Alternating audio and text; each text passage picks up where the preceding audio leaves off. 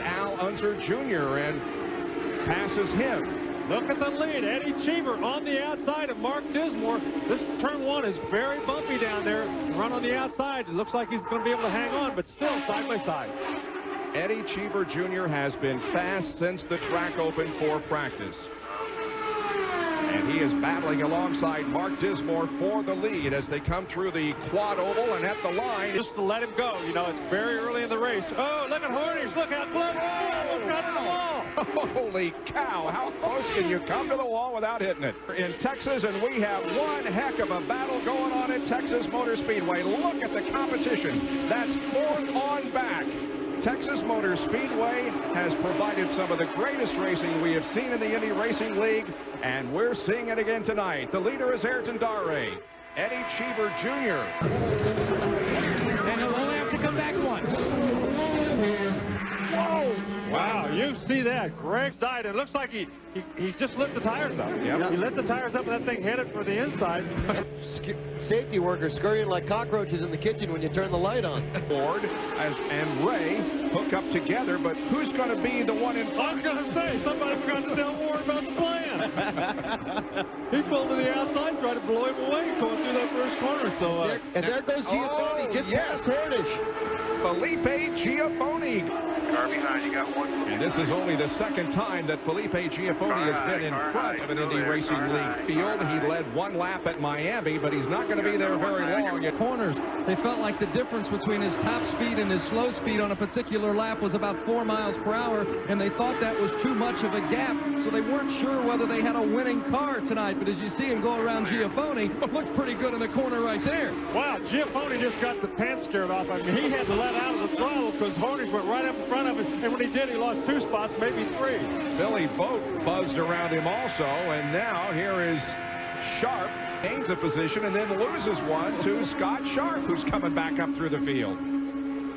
These guys battling each other every inch of the way all over the racetrack. That's what I mean, wheel to wheel. You have to concentrate so hard when you're running that close to anybody. 10 laps down as the leader comes up on slower traffic, and a moment there for Greg Ray, and Scott Sharp slowly tries to catch up with these guys. Here he is to the top side of Billy Boat in the battle for 7th position, and we'll check the speeds now. Right now it is Sharp the fastest. We'll see coming Sunday for the Pikes Peak Indy 200. And you'll see it on ABC live at 4 o'clock Eastern. Interesting to see if when Greg Ray pulls in, if it's under green, if the Delphi crew follows suit with Sharp. Larry, this is just phenomenal. Eddie Cheever now battling Sam Hornish for 4th. I think that we are seeing without him is the man that is in. They are on the way. It's a drag race between Sharp and Greg Ray.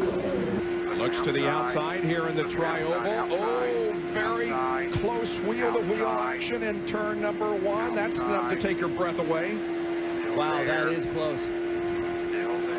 Look at this. These guys running side by side. Remember, this is the way this race finished last year with Scott Sharp winning. Greg Ray seems to have a little advantage. Oh, look how close they are. At the line. Greg Ray led that lap by a few inches, but Scott Sharp battles back on the inside, and Scott Sharp is saying to himself, am I going to have to do this again like I did last year with Robbie McGee? See, Sharp has the shortest way around the racetrack, so he gets an advantage going through the corners, and then down the straightaway, Ray seems to have more straightaway speed. Look at Eddie Cheever, though. He comes up and joins the mix. He's right there in 4th position, and you can throw a blanket over the top 5. And this is when these guys really earn their money. Look how close those guys come. They're only inches apart going through that corner, and if they touch, it's disastrous. And Sam Hornish is right back there, too. Oh, look at this. Wheel side by side. Sharp moved up just slightly, and Greg Ray had to move over to keep from making contact. And the Texas race fans, and this track draws a great crowd for IRL races. They are on their feet and loving it. Not Sharp, but he's got his mirror full of gray from Eddie Cheever. Wow. And Cheever's just trying to find someplace. He wants him to go to the outside. So look at how close they are. This is unreal. The word from Parkland Hospital is that Davey Hamilton has fractures of the lower extremities. That's all we know. He is awake and alert. Oh, mercy! And Greg Ray may have him this time as they head down for turn number 1. Nope, Scott battles back. hell. You're just running so close. Every time they do that, I expect to see a little blue smoke come up, but it didn't happen that time. It looks like Greg Ray might actually have. No, he doesn't have it. At the end of the straightaways, every time, Greg Ray takes the advantage, but then through the corner. Around the outside, he can't make it. And look at that. Cheever tried to stick his nose in there, and Ray says, no, you don't. Guys, it's hard to believe the intense racing that's going on. Eddie Cheever still has time to talk on the radio. He just radioed in and said, guys, I'm so thirsty I'd drink horse. Yes, he would. Yeah. Team manager Dick Karen said, I'll try to wrestle you some up. Look at this. Fast lap cars. That was Robbie McGee they just passed. He's familiar with this battle, isn't he? Oh, yeah. He was up front a year ago at this time, but unfortunately tonight he's back in 15th, some 6 laps down. Now Cheever goes, whoa, oh, they're going to go 3 wide, and Cheever. Oh, he had to get on the brakes. Oh, my He lost 3rd spot. He had to get on the brakes. He was clear below the white line. Now he loses another spot. So Cheever drops back to 5th position. I thought he was going to crash. And here comes Jeff Ward, guys. Unbelievable.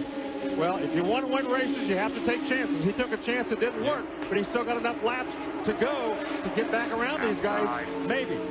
26 left to go. There's Jeff Ward, and Vince told you about the Heritage Motorsports team and John Meekum, one of the better-known businessmen in the state of Texas. And Jeff Ward, and to see those 2 drivers battling it out with Scott Sharp for the lead, pretty proud moment as they almost touch again. And Cheever, meanwhile, has passed Sam Hornish, and Cheever's back up to 4th. And now we'll make another run at him. And he's closing pretty quickly on Jeff Ward. It's only a matter of time before he's up with the leaders. I'm not sure whether this is trust or desperation these guys are going through here. How close they're coming every single lap. You know, I've never been a race driver and really have never wanted to be. But I love watching this so much, and I'm amazed at the drivers. Every one of them, when they pull in tonight, will say, man, that was fun. And I'm thinking, I'd die of a heart attack doing this out there. And look how close that is right there. Left rear, right rear to left front. That couldn't have been more than 2 inches. They missed each other by. And here comes Eddie Cheever back into 3rd once again. And Jeff Ward, who is running in 4th position, restart. And look at Eddie Cheever. Cheever is going to take 2nd from Greg Ray at the line. Well, this looks... Scott Sharp, Eddie Cheever, and Greg Ray. Cheever goes for the lead on the high side.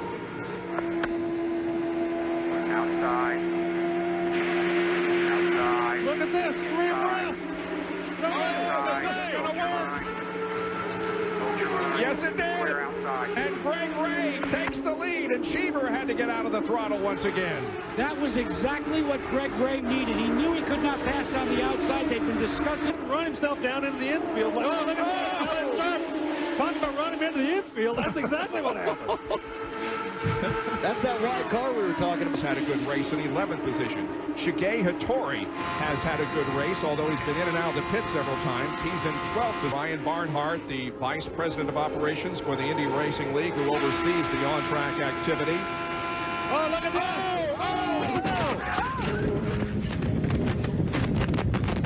Oh, the lap Greg car. Ray and Eddie Cheever are both involved. And I don't know who the 3rd car was that Greg Ray went to the inside of down the backstretch. Looks like the lap car moved way to the inside and tried to get out of the way. Robbie McGee. That's Robbie McGee. What an onboard shot we had. Everybody here in the booth ducked. And I'm sure you did at home. Here is a replay of what happened. Take a look at Greg Ray. Look at this. He's way down on the inside. He tried to move back up the racetrack. He thought he was around Robbie McGee, but he clipped his left front with his right rear. Here it is once again. There's the contact. And right into the path of Eddie Cheever goes Robbie McGee. And oh boy, did Scott Sharp get lucky to get through. I'd rather be lucky than good any day, Larry. Oh, there's the in-car camera for Greg Ray. Oh, heavy contact with On McGee. He committed to the bottom. McGee moved to the bottom, trying to stay out of his way. But as he went around, it just looked like Greg Ray moved up just a split second before he should have. And that's what caused the crash. Love you guys. Oh, great job, Scotty. Yeah. All right. I bet you know where the checkered lane is, don't you? After what had to be one of the most disappointing racing days. And there is Robbie McGee being loaded onto the stretcher, but gives away.